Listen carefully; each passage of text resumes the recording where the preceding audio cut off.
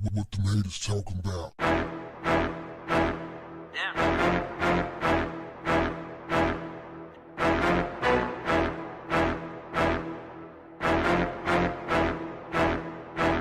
What's up, family? I got a story that I need you guys to check out and let me know what you think about it. Here's a guy by the name of Bill Oaksley. He is a retired U.S. CIA officer who was admitted into the Mercy Hospital in Maine and told that he had 2 weeks to live.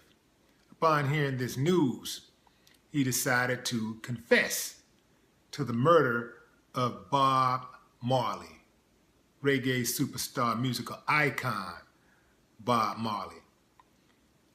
Listen, I don't know if dude is telling the truth or not, but there are certainly a number of people who is interested in this information, because there are people who actually went to their grave believing that America had a role in Bob Marley's death.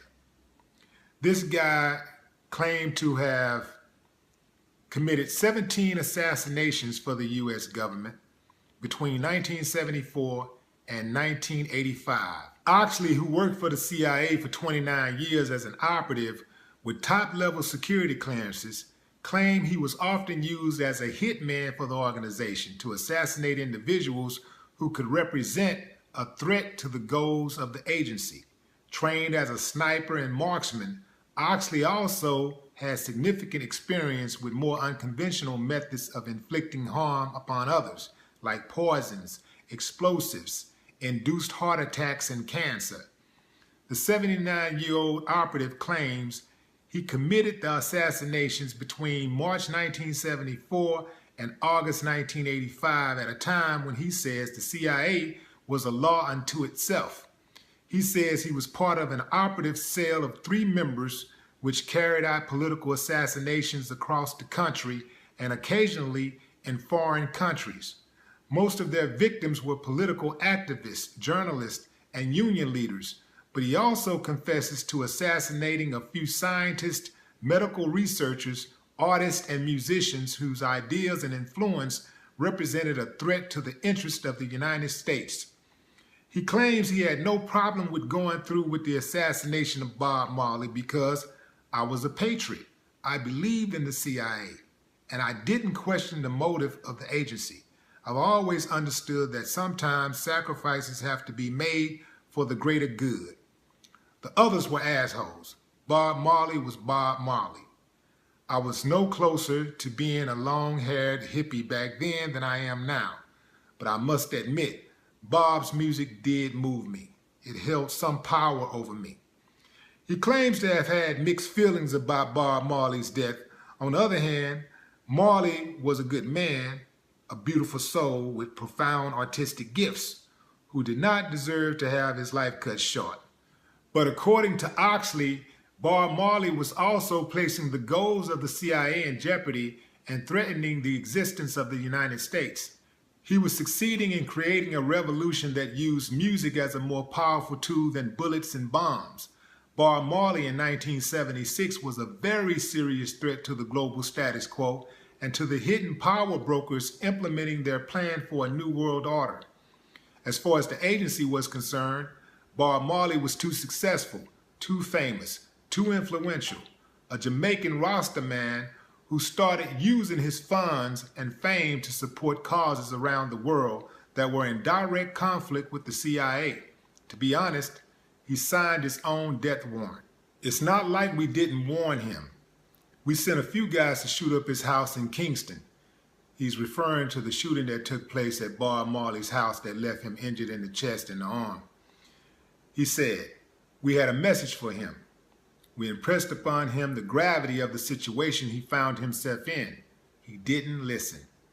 2 days later in the mountains, I stuck him with the pen." Then he goes on to explain how Bob Marley was actually assassinated, how it played out. 2 days after Bob Marley was shot in the left arm by one of the 3 gunmen who ambushed the singer and some of his crew in his house in Kingston, And after a brief stint in the hospital, Bob Marley traveled to the protective hills of the Blue Mountains and spent time at the highest point in Jamaica, rehearsing for an upcoming concert. According to Oxley, he used press credentials to gain access to Bob Marley when he was on his Blue Mountain retreat. He introduced himself as a famous photographer for the New York Times, and he presented Bob Marley with a gift. I gave him a pair of Converse All-Stars, size 10. When he tried on the right shoe, he screamed out, "Ouch." That was it. His life was over right then and there. The nail in the shoe was tainted with cancer viruses and bacteria. If it pierced the skin, which it did, it was good night, nurse. There had been a series of high-profile assassinations of counterculture figures in the United States in the late 60s, early 70s. By the time Bob Marley's time came around, we thought subtlety was the order of the day. No more bullets and splattered brains. Oxley claims that he kept in close contact with Bob Marley during the later years of his life, ensuring that the medical advice that he received from the doctors in Paris, London, and the United States would hasten his demise rather than cure him. He died from cancer in May 1981.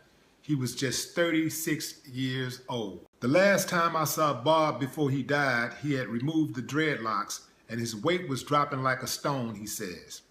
He was very withdrawn, unbelievably small. He was shrinking in front of us. The cancer had done its job. The day he died in Miami was definitely one of the most difficult moments in my career. I felt real bad.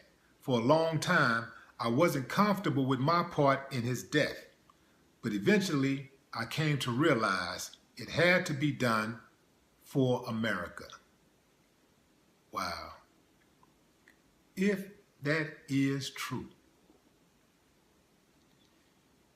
it says a lot about the people who you let in your inner circle. This is very plausible. I can believe something like this happened. It happens all the time. It happens from the suites to the streets all the time. Dudes in the streets. Many of the dudes that I know from the streets who got killed by dudes who was from the streets who they grew up with. I mean, a lot of them. So this is not really far-fetched. And we know that there's evidence, there's documented proof that America has executed many people for political reasons. Only. Strictly political reasons. People didn't kill anybody. They wasn't trying to move anybody to war. I mean, certain people just, if you preach peace, that could get you killed. Because they don't want peace. Ain't no money in peace the way they see it. Money is in the war. Money is in ordering up 1,000 missiles, gunpowder, guns, ammunition, tanks, planes, submarines. That's where the money at. The money is in tearing a town down and rebuilding it. The town stay as it is. Everything's working functional. Ain't no money to be made. But if we can tear this town apart, we can dismantle it and rebuild it, we can get our contractors on that, we can make some millions.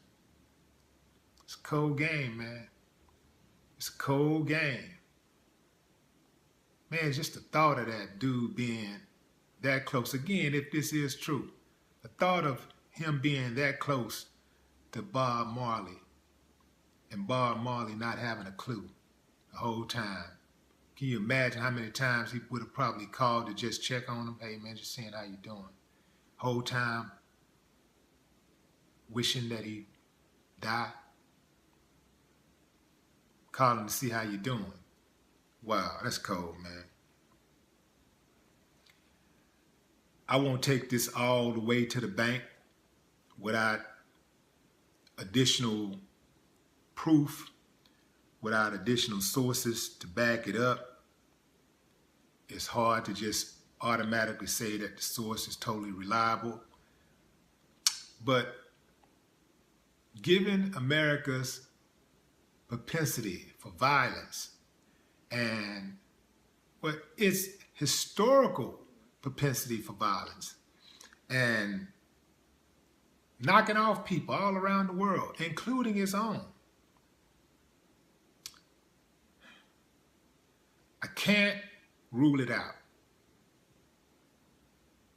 Leave your comments and let me know what you think. No more talk. What the haters talking about?